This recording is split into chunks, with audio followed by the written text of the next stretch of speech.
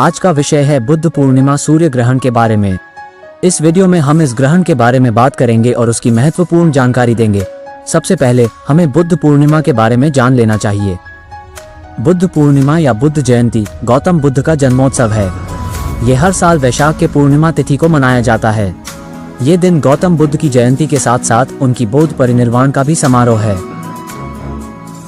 बुद्ध पूर्णिमा, बुद्ध जयंती, बौद्ध पूर्णिमा या वैशाख पूर्णिमा एक हिंदू और बौद्ध त्योहार है जो वर्ष में एक बार मनाया जाता है। ये त्योहार वैशाख माह की पूर्णिमा तिथि को मनाया जाता है। बुद्ध पूर्णिमा भारत और अन्य बौद्ध देशों में बहुत धूमधाम से मनाया जाता है। ये त्योहार महात्मा बुद्ध के जन्म के अवसर पर मनाया जाता है। महात्मा बुद्ध ने दुनिया में अपने ज्ञान, समझ और समर्पण के लिए जाने जाते हैं। उन्होंने मानवता के लिए नेतृत्व किया और स्पष्ट और सरल बुद्ध धर्म की शिक्षा दी। बुद्ध पूर्णिमा का महत्व बौद्ध धर्म के लिए अत्यंत महत्वपूर्ण है। ये त्योहार उन्हीं के जीवन, शिक्षा और विरासत का अभिनंदन है जो सत्य और अस्तित्व के मूल्यों को समझने के लिए एक महान उद्देश्य के लिए जीवन जीते थे। बुद्ध पूर्णिमा के दिन लोग मनुष्यता के नैतिक मूल्यों पर ध्यान केंद्रित करते हैं। इस बार बुद्ध पूर्णिमा के दिन सूर्य ग्रहण भी है। ये ग्रहण 5 मई 2023 को देखा जा सकता है। ये ग्रहण देखने के लिए भारत को छोड़कर व नेपाल समेत एशियाई कई देशों में देखा जा सकेगा। इस ग्रहण का महत्व क्या है? धर्म शास्त्रों में इस ग्रहण को बहुत महत्व दिया गया है। इस दिन लोग ध्यान और तप करते हैं। इस ग्रहण के दौरान सूर्य की किरणों का असर पृथ्वी पर ज्यादा होता है।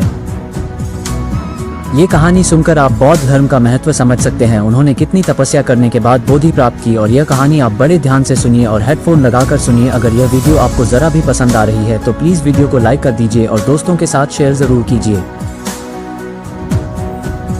कठोर तपस्या में 6 वर्ष बिता देने के पश्चात सिद्धार्थ को असारता और निरर्थकता का ज्ञान हुआ। तप करते करते उनका शरीर कमजोर हो गया था। सीने की पसलियां स्पष्ट दिखने लगी थीं।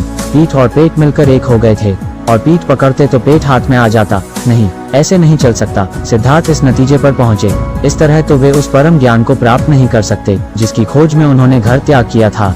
पर्याप्त सोच विचार करके उन्होंने कोरी तपस्या का मार्ग त्याग दिया। उन्होंने स्वयं मध्यम मार्ग की खोज की जो 2 अंतों लगातार भोग विलास और निरंतर के मध्य का मार्ग था। जब उन्होंने तपश्चर्या का मार्ग त्यागा तो उन 5 साथियों ने उनको त्याग दिया जो उन्हें महान संत समझकर उनके साथ लगे हुए थे। किंतु सिद्धार्थ अपने प्रयत्न से विचलित नहीं हुए। भले ही वे 5 जो पंचवर्गीय भिक्षु कहलाए वह पद से भटक गए, विचार कर सिद्धार्थ का साथ उन्होंने छोड़ दिया। फिर भी उन्होंने अपना संघर्ष जारी रखा और वे सफल हो गए। उन्होंने बोधि लाभ किया और बुद्ध हो गए।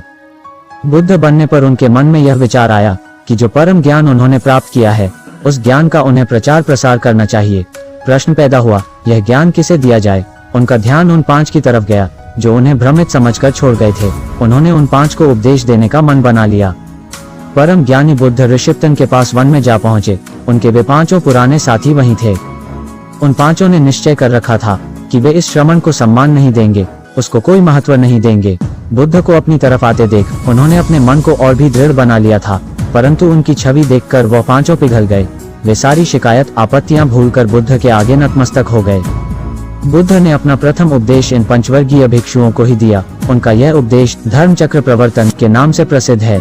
इस उपदेश में उन्होंने स्वयं निर्धारित मध्यम मार्ग की व्याख्या की है। बुद्ध के उपदेश से प्रभावित होकर उन 5 ने बुद्ध की शिष्यता ग्रहण की और वे बुद्ध के शरणागत हो गए। यह प्रसंग बनारस के पास का है। उन दिनों बनारस में एक धनी सेठ रहता था। उसका एक लौता पुत्र था। उसका नाम था राहुल। राहुल के पिता ने राहुल को सभी तरह की सुख सुविधाएं दे रखी थी। उसके पास विशाल धन संपदा थी, अपार वैभव, असीम ऐश्वर्य था। एक संकेत पर संसार की कोई भी भौतिक चीजें उसके लिए प्रस्तुत हो जाती थी। पिता ने राहुल के लिए सभी भौतिक सुख के साधन जुटा रखे थे। बाहरी परिवार की कोई समस्या, कोई कठिनाई उसे छू तक नहीं सकती थी। पिता का पूरा प्रयास रहता था कि दुख नाम की कोई अनुभूति उसे कभी हो ही नहीं। राहुल के दिन इस प्रकार सुख की छांव में ही कट रहे थे। पिता ने राहुल की युवावस्था में उसका विवाह कर दिया था जिससे कि वो भोग विलास की सुहानी सुखद क्रीड़ाओं में मग्न रहे। पत्नी के अलावा कितनी ही अन्य रूपवती बालाएं थीं जो उसकी हर तरह की सेवा के लिए सदा तैयार रहती थीं। पिता का उद्देश्य था कि उनका इकलौता पुत्र किसी तरह उबे नहीं, उसे किसी तरह की परेशानी ना हो। व्यंग यही है कि मनुष्य के जीवन में जिस चीज की, जिस बात की अति हो जाती है वह एक दिन उससे उब जाता है। यौवन का नया नया उत्साह जब तक रहा, नई नई उमंग और ऊर्जा जब तक रही, राहुल ने रूप रस का छक्कर पान किया। उसके दिन रात के अधिकांश पल उन युवा रूपसियों के पास ही में व्यतीत होते थे। वह उन्हीं के रूप पाश में सोता और उन्हीं के रूप पाश में जागता था। उसके लिए लगातार इस झुंड में परिवर्तन होता रहता, जिससे कि वह उब न जाए। एक युवक को इससे ज्यादा और किस वस्तु की कामना हो सकती है। खूबसूरत बालाओं के इस झुंड में संगीत और कला की साधिकाएं भी थीं। एक रात राहुल की नींद टूट गई। उसने अपने चारों ओर दृष्टि डाली। उसकी आंखों ने जो देखा उससे उसके मन में गहन घृणा उत्पन्न हुई। उसके आसपास उसकी वे सुंदर सेविकाएं बेहोश सी पड़ी थीं। उन्हें अपने अंग प्रत्यंग का कोई होश नहीं था। वस्त्र इधर उधर पड़े थे। वे उबाऊ दृश्य उत्पन्न कर रही थीं। क्या यही सौंदर्य है? यही यौवन है? यही जीवन है? जीवन का लक्ष्य यही है क्या? राहुल के मन में अनेक प्रश्न कांटे की भांति चुभने लगे। एकाएक वो दुखी हो गया। दुख की एक तीव्र अनुभूति ने उसके मन को मत कर रख दिया। उसे लगा कि वो मानसिक संतुलन खो देगा। वो उदास हो गया। राहुल को सब कुछ बेकार लगने लगा। क्या अर्थ है इस जीने का? क्या लाभ है इन सुखों का? क्या महत्व है इस भोग विलास का? उसका मन हुआ कि वह सब कुछ छोड़ छाड़ कर कहीं भाग जाए, इस घृणित वातावरण से कहीं दूर, जहां उसे मानसिक शांति मिल सके। हाँ दुख, हाँ पीड़ा कहते हुए वो घर से निकल गया। वह इस दम घुटने वाले वातावरण से यथाशीघ्र दूर हो जाना चाहता था। यहाँ से यथाशीघ्र भाग जाना चाहता था वह। इस तरह हाँ दुख, हाँ पीड़ा कहता और श्वास भरते हुए राहुल घर से निकल गया तो वो वहां पहुंच गया जहां बुद्ध उन दिनों विहार कर रहे थे। बुद्ध ने राहुल को उस प्रथम उजाले में देखा और उसका दैनिक विलाप सुना तो उनकी दया जाग गई। यहाँ कोई दुख नहीं है, यहाँ कोई पीड़ा नहीं है। उन्होंने अनुकंपा में ओतप्रोत अपनी मधुर वाणी में राहुल को प्रबोधित किया। करुणामय बुद्ध के इन शब्दों ने राहुल के पीड़ित मन पर सांत्वना की शीतल फुहार छोड़ी। उसकी पीड़ा रुक गई। उसके दुखी मन को थोड़ी शांति मिली। तब बुद्ध ने राहुल को अच्छी तरह उपदेश दिया। उपदेश सुनकर राहुल का सारा कष्ट जाता रहा। उसका दुखी मन शांत हो गया। जब सुबह हुई और राहुल अपने बिस्तर पर नहीं मिला तो सेठ के महल में हाहाकार मच गया। मेरा बेटा कहाँ है? कहाँ गया राहुल? सेठ की गूंज सब तरफ फैल गई। परिवार चिंता में डूब गया। यह असामान्य था। पहले तो ऐसा कभी नहीं हुआ था।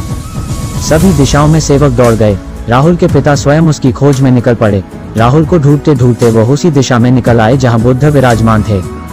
सेठ ने अपने पुत्र के विषय में बुद्ध से पूछा। बुद्ध ने सेठ को आश्वासन दिया कि वो अपने पुत्र से जरूर मिलेगा। बुद्ध ने उचित मौका देखकर राहुल के पिता को भी अपनी धीर गंभीर वाणी में उचित उपदेश दिया। सेठ उस उपदेश को सुनकर प्रमुदित हो गया। उसके ज्ञान चक्षु खुल गए। उसे वह सब दिखाई देने लगा जो वो अपनी शारीरिक आंखों से अभी तक नहीं देख पाया था। वह तुरंत बुद्ध धम्म का उपासक बन गया। उधर राहुल पर इस उपदेश का इतना प्रभाव पड़ा कि उसने बुद्ध की शरण ग्रहण कर ली। वह बुद्ध ज्ञान के उच्च पद पर आसीन हो गया। तब बुद्ध ने राहुल को उसके पिता के सामने प्रकट किया। पितृप्रेम और आसक्ति पर नियंत्रण करते हुए सेठ ने बुद्ध के प्रति आभार व्यक्त किया। उसने बुद्ध और उनके नवनिर्मित संघ को भोज पर आमंत्रित किया। बुद्ध ने इस निमंत्रण को स्वीकार कर सेठ को कृतार्थ किया। भोज के मौके पर राहुल की मां और पत्नी ने भी बुद्ध का उपदेश सुना।